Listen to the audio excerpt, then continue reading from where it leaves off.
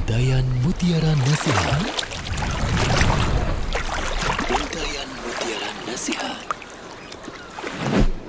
Alhamdulillah, wassalatu wassalamu ala rasulillah Nabiina Muhammadin wa ala alihi wa sahbihi wa man walah. Asyhadu an la ilaha illallah wa anna Muhammadan abduhu wa rasuluhu, amma ba'd. Saudaraku sekalian, haji yang pertama kali itu disyariatkan kepada Nabi Ibrahim alaihi salatu wassalam, di mana Nabi Ibrahim lah yang pertama kali membangun Ka'bah. Allah berfirman, wa idh yarfa'u Ibrahimul qawa'ida minal baiti wa Ismail Rabbana taqabbal minna. Dan ingatlah ketika Nabi Ibrahim meninggikan bangunan Ka'bah dan bersama Ismail. Dan sebelumnya Allah Subhanahu wa taala menyuruh Nabi Ibrahim untuk menyimpan istrinya Hajar di sebuah tempat yang tidak ada padanya tanaman, pepohonan, kering kerontang. Dia bernama Bakkah. Ya, dia Makkah. Tidak ada sama sekali manusia di sana saat itu. Di mana Nabi Ibrahim pun karena itu sudah perintah Allah, mau tidak mau beliau pun taat, taslim terhadap perintah Allah Subhanahu wa taala.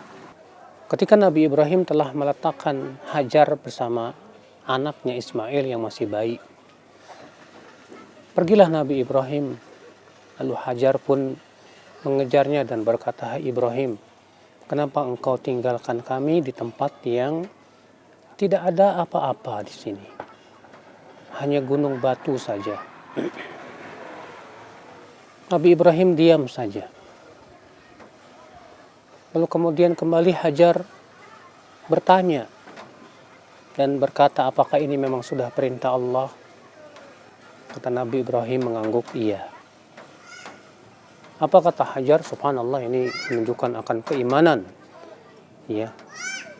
Kata Hajar, jika memang ini sudah perintah Allah, Allah pasti tidak akan menyia-nyiakan aku. Allah tidak mungkin menyia-nyiakan aku. Pergilah Nabi Ibrahim alaihissalatu wassalam. Seraya berdoa, Rabbana ya inni askantu min dzurriyyati biwadin ghairi dzi zar'in inda baitikal muharram. Aku telah menempatkan dari keturunanku di sisi rumahmu, ya, di rumahmu yang diharamkan, yaitu di negeri haram. Saudaraku seiman, ketika persediaan air sudah habis, maka Hajar pun berusaha mencari air untuk anaknya yang bernama Ismail. Maka ia pergi ke Safa, pergi lagi ke Marwa, sampai demikian 7 kali. Lalu kemudian akhirnya Allah pun perlihatkan di sisi Ismail air yang terpancar yang disebut dengan air Zam-Zam.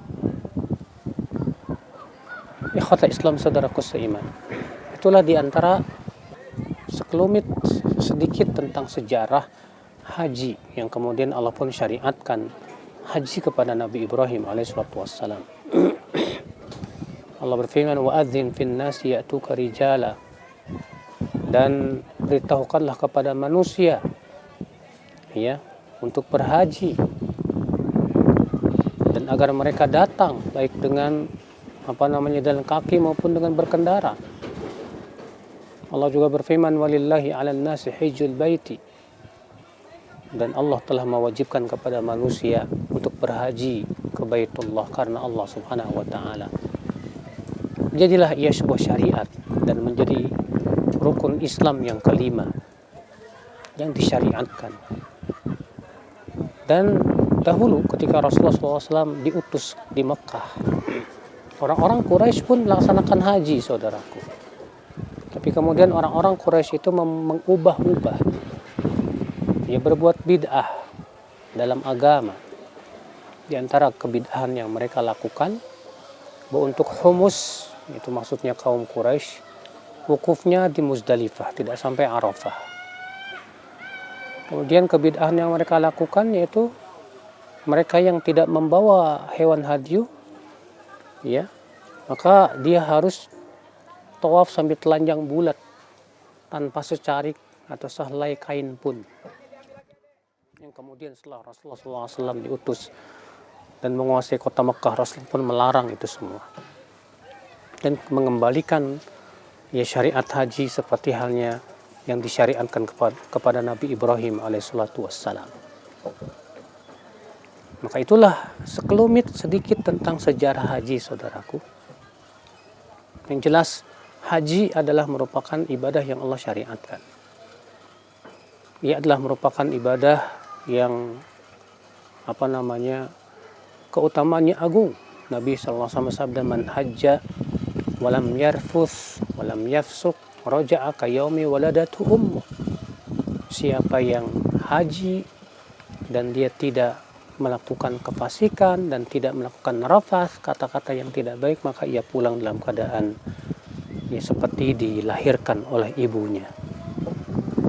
Namun ya akhi, dari sejarah haji ini kita ambil faidah, kita petik faidah, yaitu bagaimana Nabi Ibrahim dan istrinya yang bernama Hajar sangat taslim kepada Allah yang luar biasa. Nabi Ibrahim diperintahkan oleh Allah untuk menyimpan istrinya di sebuah tempat yang sangat kering kerontang, tidak ada air, tidak ada pepohonan, tidak ada apa-apa di sana. Ya. Siapa suami yang tega untuk meninggalkan istri dan anaknya di tempat yang seperti itu? Tidak ada orang.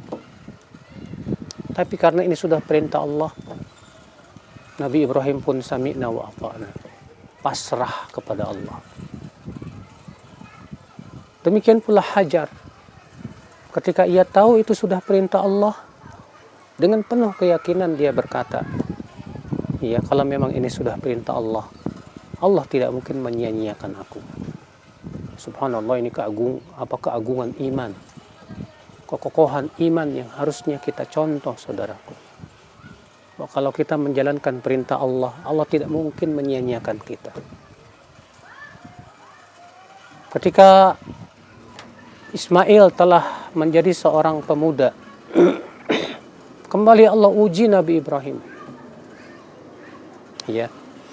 Apa itu? Allah perintahkan Nabi Ibrahim untuk menyembelih anaknya, Ismail. Padahal Nabi Ibrahim sudah lama, akhi, menunggu ingin punya anak. Setelah punya anak, ternyata Allah uji Nabi Ibrahim, ya, untuk disembelih anaknya itu melalui mimpi. Itu wahyunya melalui mimpi. Ketika Nabi Ismail tahu itu sudah perintah Allah, apa kata Nabi Ismail? Ya abati fa'al ma tu'mar, satajiduni insyaallah minas sabirin. Hai ayahku, lakukan saja yang diperintahkan oleh Allah kepadamu. Engkau akan dapatku insyaallah termasuk orang-orang yang bersabar. Allahu Akbar. Keimanan yang luar biasa. Ya, sami'na wa ata'na yang luar biasa. Tapi kemudian Allah pun menggantikan dengan sembelihan yang agung. Ya, ketika Nabi Ismail hendak disembelih, maka Allah pun berfirman, wa fadainahu bidzibhin azim, dan kami gantikan dengan sembelihan yang agung, yang besar. Ya, sembelihan kurban dengan kambing, sehingga menjadi sebuah syariat untuk berkurban dengan kambing.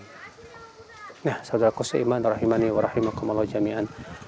Dari sinilah kita bisa mengambil dan memetik hikmah yang agung agar kita menjadi hamba yang selalu pasrah kepada Allah, yang selalu kita sami'na wa ata'na. Walaupun berat terasa di hati kita, tapi kita adalah hamba Allah yang harus tunduk dan patuh. Ya, jangan kita menjadi hamba hawa nafsu. Jangan kita menjadi hambanya syaitan, tapi jadilah kita hamba Allah yang selalu patuh kepada Allah. Yakin perintah Allah semua baik. Yakin semua yang Allah larang pasti mudarat. Maka yakinlah kalau Allah yang memerintahkan, Allah pasti bantu kita, Allah tidak akan sia-siakan kita. Semoga yang sampaikan bermanfaat. Wabillahi taufik. Assalamualaikum warahmatullahi wabarakatuh.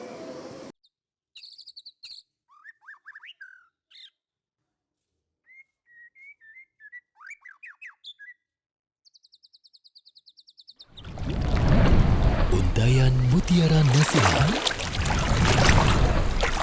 Untayan Mutiara Nasihat.